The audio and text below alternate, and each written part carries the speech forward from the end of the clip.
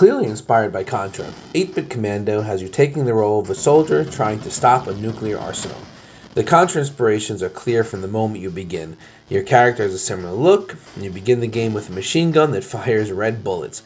You can fire in 8 directions, and the jump animation is also reminiscent of Contra. The feel of the gameplay is definitely trying to emulate the classic run and gun. The characters here are pretty tiny, which is both a pro and a con. On one hand, you are pretty small, the enemy soldiers are, and so are the bullets, so you can sometimes miss something flying at you. On the other hand, you have a large field of vision, meaning you can always see the threats in front of you and have plenty of time to react. It also adds a nice sense of scale to some of the bigger bosses. Like when you're fighting a battleship, it just seems so much bigger because of how small you are. It works well enough, it's just a little surprising when you hit the start button.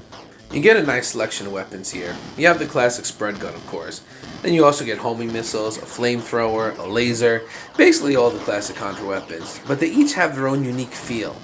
While the spread shot is ripped right out of Contra, the other weapons have been upgraded to keep pace. So for example, we all know the fire is absolutely useless in Contra, but in this game, it shoots a 3-wave flame that is sustained and does a ton of damage. Little things like that make the other weapons a bit more competitive. Also, once you get a weapon, you keep it, and you can cycle through any weapons you have found as long as you don't continue. Continuing will reset all of your weapons and leave you with just a default machine gun. The life system is interesting here. You have unlimited lives, and when you die, you go back to the last checkpoints, which are sprinkled throughout each level. However, you also have a time limit that does not reset upon death, and when it runs out for that level, you have to restart from the beginning. The time limit is not super strict. It definitely allows for deaths on each level, but if you die too much, you will run out of time and have to restart. This is not a difficult game, but it's not a complete cakewalk either. You could expect to die a few times on each of the levels, but nothing the game throws at you is too intense. That's not to say it's not fun. You get a bunch of cool missions with some big enemies, fun platforming, and a nice variety of weapons. It's a nice nod to classic Contra, and if you enjoy that game, you'll have a good time here. I own this game on Steam. However, it has been delisted, but it can still be downloaded and played for free, and I will leave a link in the description. Alien Splatter Redux starts off with a cutscene that explains that aliens are invading the world, and the government's only choice is to send their one best man to stop them. It is a ridiculous cutscene, filled with intentionally bad writing that spoofs some of the bad translation of games of the past.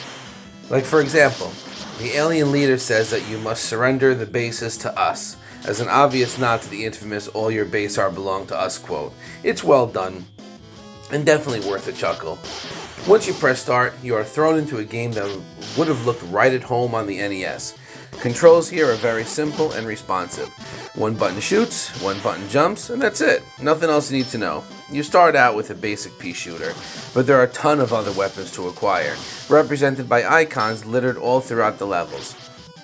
The game is very liberal with ammo and weapon power-ups, so you are rarely stuck using the default gun. The weapon selection is pretty varied. Each of them works well, and I didn't find one that was objectively better than the rest. You get stuff like a more powerful shot, a scatter shot, boomerang, and a laser that shoots through walls. There are 7 levels plus 1 bonus level that unlocks when you beat the game. It starts off easy enough. I don't think I even got hit on the first 2 or 3 levels, but the difficulty definitely ratchets up in the second half of the game. There's a nice mix of levels inspired by older games along with some original stuff. So for example, remember the rain level in Ninja Gaiden 2? There is a level similar in this game where the rain direction pushes your character around, but it is also the game's ice level. The ice level has both snow and ice. On the snow, your movement is impaired, whereas on the ice, you're sliding all over the place. Combining the changing terrain with the changing weather makes for some really tricky platforming, complete with enemies to knock you to your death. Every level ends with a boss. They're all pretty easy to figure out, but their health meters are a bit inconsistent. I felt like some bosses were huge damage sponges, while others just went down really quick. Only one boss in the game gave me a hard time. Overall, the bosses are probably the weakest part of this game. They're not terrible, but the rest of the game is really fun, so they were kind of a letdown. Bosses aside, if you're looking for a great 8-bit run and gun that scratches your nostalgic itch while still providing a fresh experience, you cannot go wrong here. The game sells for $1. It's short, probably won't take you much more than an hour to beat, if that, but for that price, you simply cannot go wrong. Project Mercury is a run-and-gun game that uses a graphical style similar to the Vectrex. It is pretty unique, as games in this genre tend to either emulate Nintendo or Super Nintendo, so it was interesting to see a game use this style of graphics. Gameplay here has you running through levels, shooting a bunch of kind of samey enemies. Enemy variety here is really not that great. There are these floating blobs, little creatures that run at you, flying wasps, and little alien dudes that either run or fly at you, and that's about it. You kind of see the same enemies throughout the whole game. That doesn't mean the game is bad. I personally had a good time with it. Controls are similar to what you might see in Contra. You can shoot in 8 directions, hold the trigger to lock your aim in place, and jump. The jump physics here are interesting.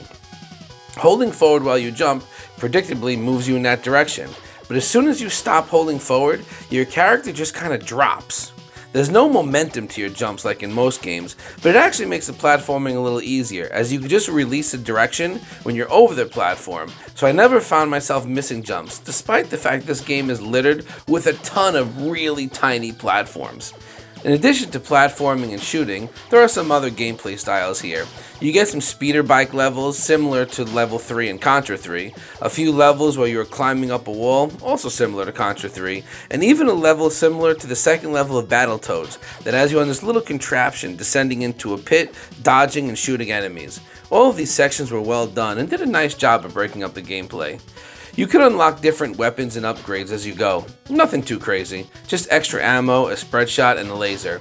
Your special weapon ammo is extremely limited, so your best bet is to just save it for the boss. Every level ends at a boss encounter. The bosses do repeat in the later half of the game, but they are harder and have some extra forms and attacks. And the boss patterns can be pretty tricky, but I also found that if I made it to them with full health, I was able to just kind of brute force my way through most of the encounters. It's a relatively short game. A playthrough probably isn't going to take you more than 2 hours, but I had fun with it. It's not going to take the throne away from Contra or Iron Meat, but it costs $1 on Steam. So for that price, if you're looking for a decent run and gun game with a cool graphical style, it's definitely worth checking out. The next game on our list is Gun Crazy. The first thing you notice about this game is when you press start, the game just begins. No cutscenes, no story, no explanation. You're just there, running to the right, shooting everything in your way, and I just love that. Some people may find this as a negative, because at no point do you understand why you're running around shooting. But does it really matter? It's the same deal with Contra. After pressing start, you just drop into the jungle, shoot everything until you hit the end or died. I just love that. And I think more retro games need to just get you right into the action without all the long story nonsense that some kind of fills games like these. And the action here is great. Graphically, you get these large chunky sprites, which are just a joy to look at. And with everything just blowing up everywhere, the screen's always filled with explosions and hordes of coins which add to your score.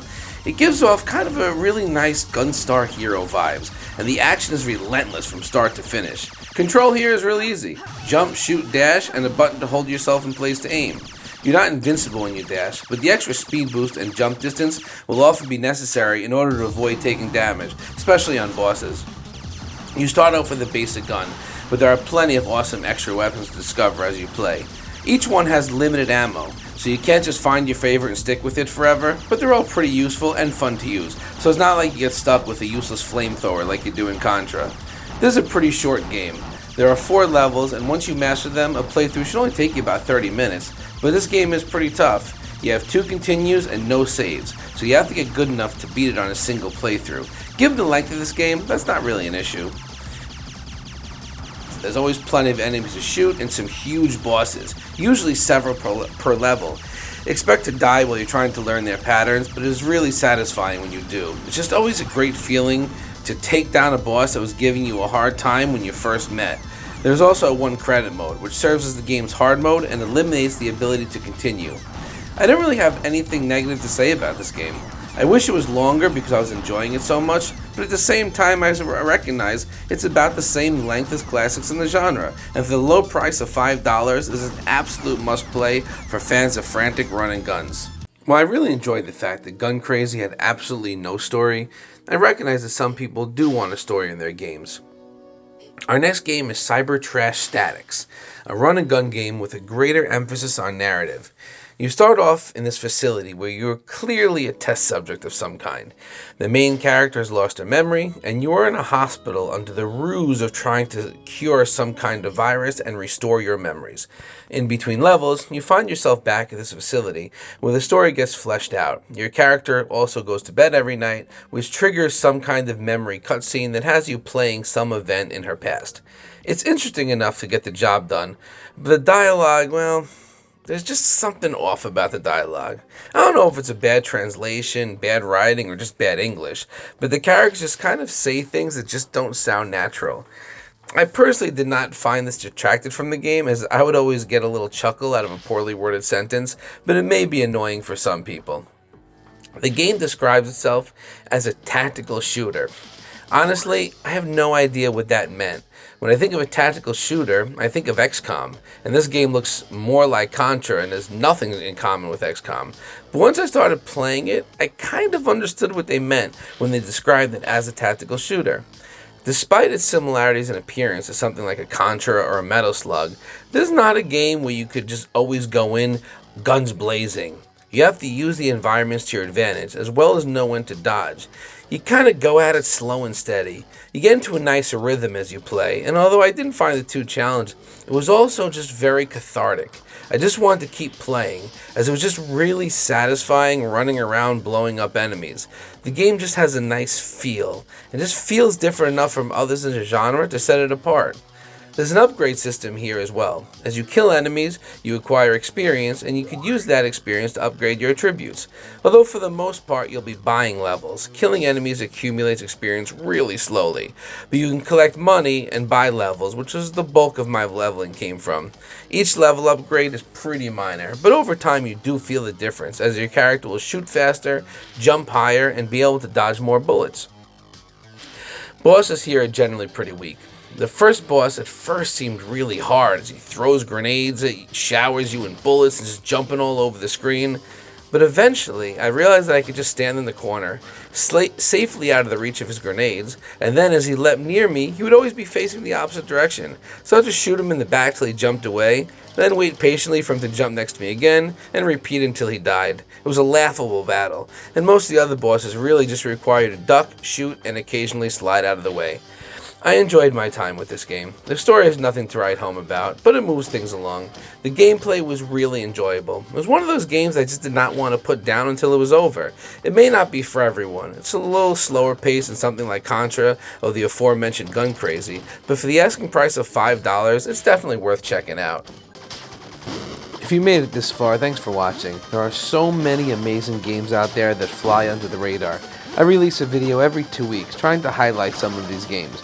If there's a genre of game you want me to cover, leave a comment down below, and be sure to hit that subscribe button so you don't miss any future videos and any more hidden gems.